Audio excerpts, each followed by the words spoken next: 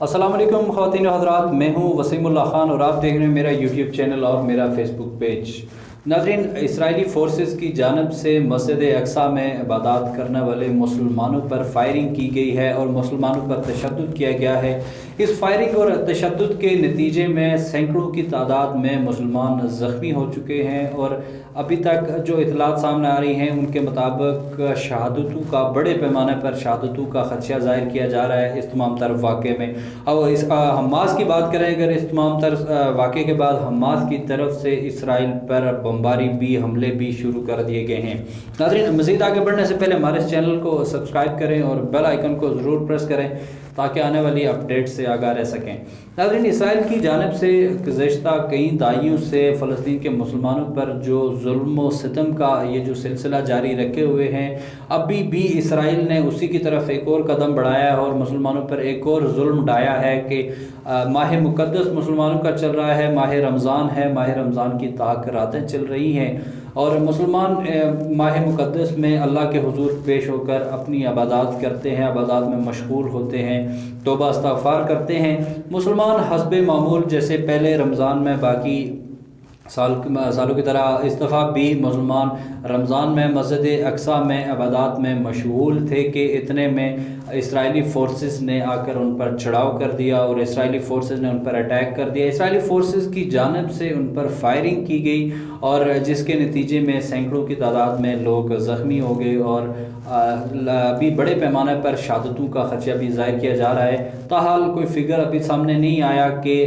ये जो सारा वाक़या हुआ है इस तमाम तर सूरत हाल में कितने लोग ज़ख्मी हुए हैं या कितने लोग इसमें शहीद हुए हैं, इसका अभी तक कोई फिगर सामने नहीं आ सके, लेकिन बड़े पैमाने पर शहादतों का खदशा ज़ाहिर किया जा रहा है। नाज़रीन, इसराइल की जानिब से ये जो वाक़या ये जो पेश आया है, इसराइल फोर्सेस की जानिब से ये जो मुसलमानों पर अटैक किया गया है, अगर थोड़े दिन हम पहले की बात करें तो इसराइल की जानिब से जो मस्जिद अक्सा की सिक्योरिटी थी, मस्जिद अक्सा के इर्द गिर्द सिक्योरिटी फोर्सेस को ज़्यादा सिक्योरिटी फोर्सेस को तैनात कर दिया गया था, सिक्योरिटी बढ़ा दी गई थी। इसका मतलब है कि इसराइल की जानिब से ये जो वाक़या हुआ है ये पहले से प्री प्लान था और उन्होंने मुसलमानों को इबादत करने से रोकना था और उनका असल जो टारगेट था वो मुसलमानों को मस्जिद अक्सा में इबादत करने से रोकना था, जिसके लिए वो पहले से तैयार थे, उन्होंने पहले से पूरी तैयारी कर रखी थी। नाज़रीन, ये जो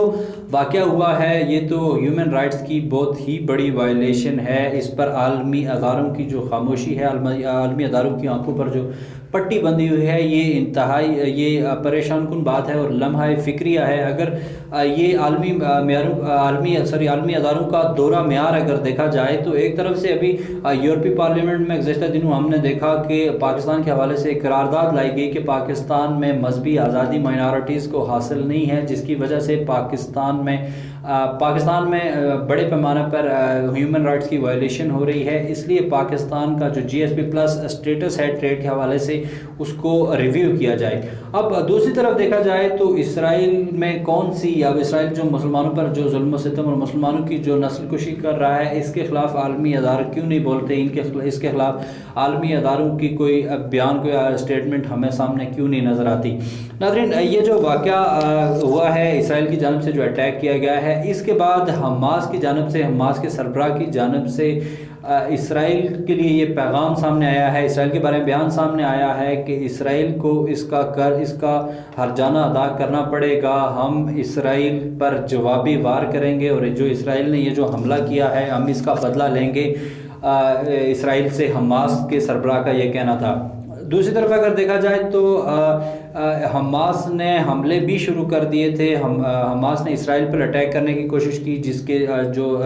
जवाब में इसराइली फोर्सेस ने हैवी आर्टिलरी का इस्तेमाल किया। गज़ा की ये पट्टी है, वहाँ पर ये जो हैवी आर्टिलरी इस्तेमाल की गई इसराइली फोर्सेस की जानिब से। जब हमास ने सामने से रॉकेट फायर किए तो तब इसराइल की जो एयर फोर्स थी वो एक्टिव हो गई और जो उनके जंगी तैयारे थे F-16 वो उन्होंने आके बमबारी की गज़ा की पट्टी पर।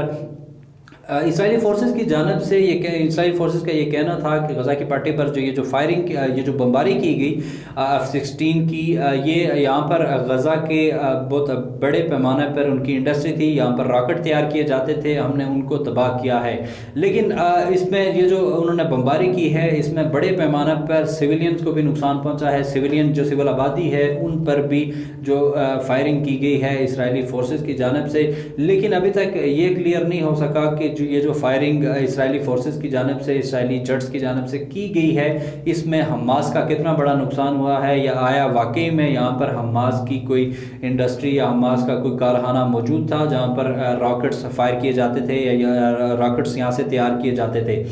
ناظرین، یہ تو ایک طرف سے حماس کا جو رد عمل تھا اس کی بات کریں گے۔ اگر گزشتہ عرصے میں دیکھیں، اس سے قبل ہم دیکھیں تو 36 فائر گزشتہ عرصے میں حماس کی جانب سے اسرائیل کے شہروں میں راکٹ داغے گئے تھے۔ 36 جو راکٹ اٹیکس ہیں، جو ان کے میزائل جو اٹیک کیے گئے تھے اسرائیل میں، یہ انہوں نے اسرائیل کا جو سسٹم ہے اس کو بہت ڈسٹرب کر دیا تھا حماس نے، اور جو حماس کا یہ جو حملہ تھا اس کی وجہ سے اسرائیل کا پورا سسٹم ڈسٹرب ہو گیا تھا۔ اگر اس سے قبل ہم دیکھیں، 2014 میں دیکھیں تو اسرائیل پر جو حماس کی طرف سے حملہ کیا گیا تھا اس نے پورے اسرائیل کو ہلا کے رکھ دیا تھا۔ تو اب جو یہ حماس کی جانب سے بیان سامنے آیا ہے، یہ کوئی معمولی بات نہیں ہے۔ یقیناً جو حماس اس کے بعد جو حماس کا رد عمل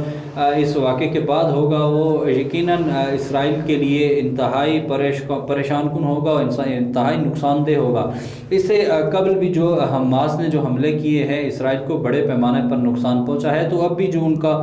جو اعلامیہ جاری کیا گیا ہے، اس کے بعد دوبارہ سے حماس کی جانب سے راکٹ فائر کرنے کا خدشہ ہے۔ اسرائیل کی جانب سے سیکیورٹی فورسز کو الرٹ تو کیا گیا ہے، لیکن ابھی تک کوئی بیان سامنے نہیں آیا اسرائیلی فورسز کی جانب سے جو حماس کے حوالے سے، کہ حماس ایک تو فائرنگ کے حوالے سے انہوں نے سامنے آئی ہے اسٹیٹمنٹ کہ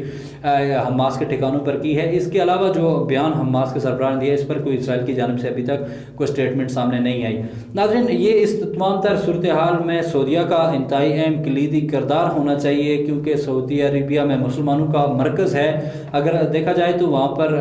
خانہ کعبہ ہے اور وہاں پر گنبد خضرا ہے، مسلمان سارے وہاں پر جاتے ہیں، وہاں پر حج کرتے ہیں، طواف کرتے ہیں۔ تو اب مسلمانوں کی جو پشت پناہی یا مسلمانوں کی یا جو بیک ڈور سے سپورٹ، وہ سعودی عربیہ کا حق بنتا ہے۔ لیکن اس تمام تر صورتحال میں سعودی عربیہ کی جو خاموشی ہے اس معاملے پر، وہ انتہائی پریشان کن ہے کہ سعودی عربیہ نے اس معاملے پر کسی قسم کے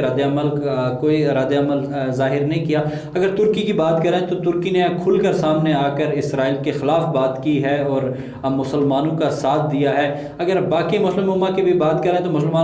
پاکستان نے بھی اس واقعے کی مذمت کی ہے، لیکن جو عرب ممالک ہیں جیسے سعودی عرب ہے، ان کی جانب سے کوئی اس طرح سے ابھی تک کوئی رد عمل سامنے نہیں آیا۔ سعودی عرب کا حالانکہ کلیدی کردار اس معاملے میں ہونا چاہیے۔ ناظرین، یہ تھی کچھ اہم اپڈیٹس تو آپ تک پہنچانا ضروری تھی۔ ہمارے چینل کو سبسکرائب کریں اور بیل آئیکن کو ضرور پریس کریں تاکہ آنے والی اپڈیٹ سے آگاہ رہ سکیں، اور کمنٹ کی صورت میں اپنی رائے سے ضرور آگاہ کریں۔ بہت شکریہ، اللہ حافظ۔